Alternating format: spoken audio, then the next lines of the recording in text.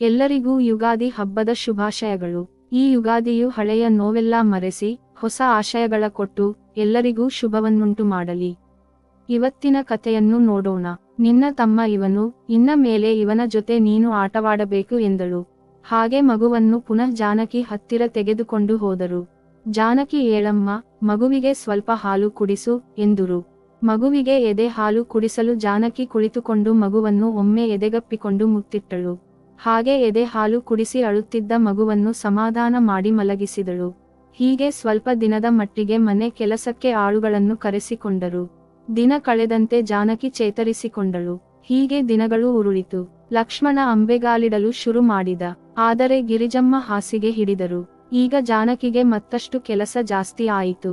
ಆದರೆ ಜಾನಕಿ ಧೃತಿಗೆಡಲಿಲ್ಲ. ಮುಂಜಾನೆಯಿಂದ ರಾತ್ರಿ ತನಕ ಎಲ್ಲಾ ಕೆಲಸವನ್ನು ಅಚ್ಚುಕಟ್ಟಾಗಿ ಮಾಡಿ ಮುಗಿಸುತ್ತಿದ್ದಳು.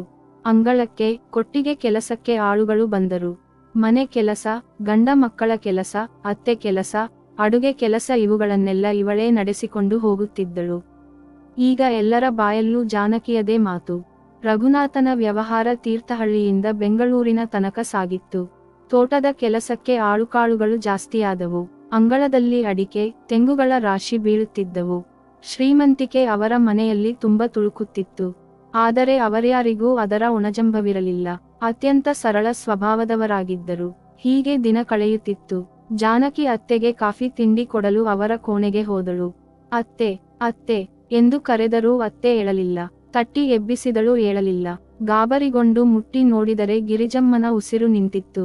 ಗಿರಿಜಮ್ಮ ಇವರನ್ನೆಲ್ಲ ಬಿಟ್ಟು ಹೊರಟು ಹೋದಳು.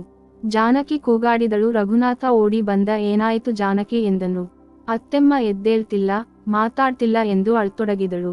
ರಘುನಾಥ ಅಮ್ಮನ ಪಕ್ಕದಲ್ಲಿ ಕೂತು, ಅಮ್ಮ ಏಳಮ್ಮ, ಎದ್ದೇಳಮ್ಮ, ಮಾತಾಡು ಎಂದು ಅವಳನ್ನು ತಟ್ಟಿ ಎಬ್ಬಿಸುತ್ತಿದ್ದನು. ಆದರೆ ಗಿರಿಜಮ್ಮ ಎದ್ದೇಳಲಿಲ್ಲ. ಅವಳ ಹೃದಯದ ಬಡಿತ ನಿಂತಿತ್ತು. ಹತ್ತೂರಿನಲ್ಲಿ ದೊಡ್ಡ ಮನೆ ಅಂದ್ರೆ ಶಾನುಭೋಗರ ಮನೆ. ಆ ಮನೆ ಒಡೆತಿ ಗಿರಿಜಮ್ಮ.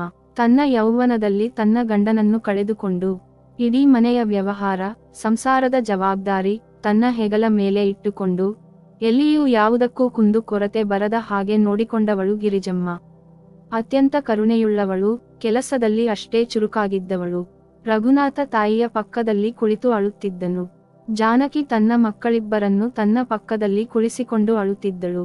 ಕರಿಯ ಕೊಟ್ಟಿಗೆ ಕೆಲಸ ಮಾಡುತ್ತಿದ್ದನು. ಅಳುವ ಧ್ವನಿ ಕೇಳಿ ಮನೆ ಒಳಗೆ ಓಡಿ ಬಂದನು. ಅಯ್ಯ, ಏನಾಯಿತು, ಯಾಕೆ ಅಳುತ್ತಿದ್ದೀರಾ ಎಂದನು. ಕರಿಯ, ನಮ್ಮ ಅಮ್ಮ ನಮ್ಮನ್ನೆಲ್ಲ ಬಿಟ್ಟು ಹೊರಟೆ ಹೋದಳು. ನನ್ನ ತಬ್ಬಲಿ ಮಾಡಿ ಹೊರಟಿ ಹೋದಳು ಎಂದು ಜೋರಾಗಿ ಅಳಲು ಶುರು ಮಾಡಿದ. ಕರಿಯ ಓಡಿಹೋಗಿ ತೋಟದಲ್ಲಿ ಕೆಲಸ ಮಾಡುತ್ತಿದ್ದ ಲಿಂಗಯ್ಯ ಮತ್ತು ಅಲ್ಲೇ ದಿನಗೂಲಿ ಕೆಲಸಕ್ಕೆ ಬರುತ್ತಿದ್ದ ತೋಟದ ಆಳುಕಾಳುಗಳಿ ಗಿರಿಜಮ್ಮ ಸತ್ತು ಹೋಗಿರುವ ವಿಷಯ ತಿಳಿಸಿದನು.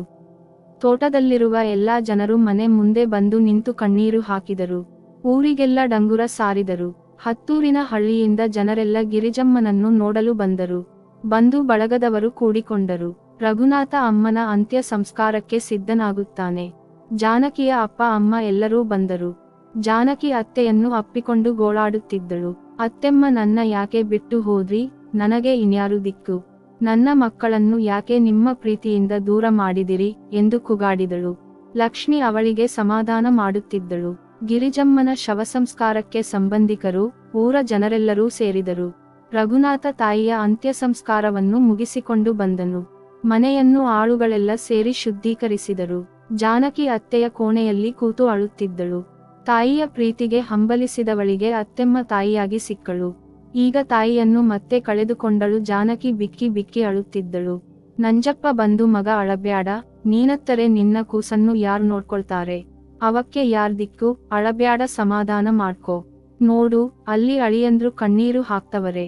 ನೀವಿಬ್ರು ಹೀಗೆ ಮಾಡ್ತಿದ್ರೆ ಮನೆ ನೋಡಿಕೊಳ್ಳುವವರು ಯಾರು, ನೀನೇ ಧೈರ್ಯ ತಂದುಕೊಳ್ಳಬೇಕು.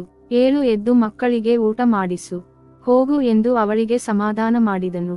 ಲಕ್ಷ್ಮಿ ಮಕ್ಕಳಿಗೆ ಊಟ ಹಾಕಿಕೊಂಡು ಬಂದಳು. ಜಾನಕಿ ಅಳುತ್ತಾ ಇಬ್ಬರು ಮಕ್ಕಳಿಗೂ ಊಟ ಮಾಡಿಸಿದಳು.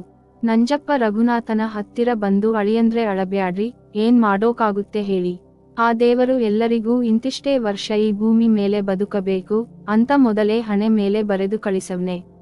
ನಮ್ಮ ಸಮಯ ಮುಗಿದ ಮೇಲೆ ನಾವು ಹೋಗ್ತಾ ಇರೋದೆ. ಈಗ ನೀವು ಅಳುತ್ತಾ ಕೂತ್ಕೊಂಡ್ರೆ ಅಲ್ಲಿ ನಿಮ್ಮ ಹೆಂಡತಿ ಮಕ್ಕಳಿಗೆ ಯಾರು ದಿಕ್ಕು, ನೀವೇ ಧೈರ್ಯ ತಕ್ಕೊಂಡು ಎಲ್ಲರನ್ನೂ ಸಮಾಧಾನ ಮಾಡಿ ಎಂದು ಅವನಿಗೆ ಸಾಂತ್ವನ ಹೇಳಿದನು. ಹೀಗೆ ದಿನಗಳು ಕಳೆಯಿತು. ಗಿರಿಜಮ್ಮನ ವೈಕುಂಠ ಸಮಾರಾಧನೆ ನಡೆಯಿತು. ಊರಿಗೂರೇ ಬಂದು ಸೇರಿತು. ಊರ ಮಂದಿಗೆಲ್ಲ ರಘುನಾಥ ಊಟ ಹಾಕಿಸಿದ. ಯಾರಿಗೂ ಯಾವುದಕ್ಕೂ ಕಡಿಮೆಯಾಗದಂತೆ ನೋಡಿಕೊಂಡ. ಊರ ಜನರೆಲ್ಲ ಬಂದು ಊಟ ಮಾಡಿಕೊಂಡು ಗಿರಿಜಮ್ಮನ ಆತ್ಮಕ್ಕೆ ಶಾಂತಿ ಸಿಗಲಿ ಎಂದು ಪ್ರಾರ್ಥಿಸಿದರು. ಈ ಕಥೆಯ ಮುಂದಿನ ಭಾಗವನ್ನು ಮುಂದಿನ ವಿಡಿಯೋದಲ್ಲಿ ನೋಡೋಣ.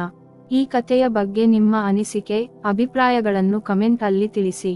ವಿಡಿಯೋ ಇಷ್ಟವಾದಲ್ಲಿ ಲೈಕ್ ಮಾಡಿ, ಸ್ನೇಹಿತರೊಂದಿಗೆ ಹಂಚಿಕೊಳ್ಳಿ. ಚಾನೆಲ್ ಅನ್ನು ಸಬ್ಸ್ಕ್ರೈಬ್ ಮಾಡಿ ಸಪೋರ್ಟ್ ಮಾಡಿ.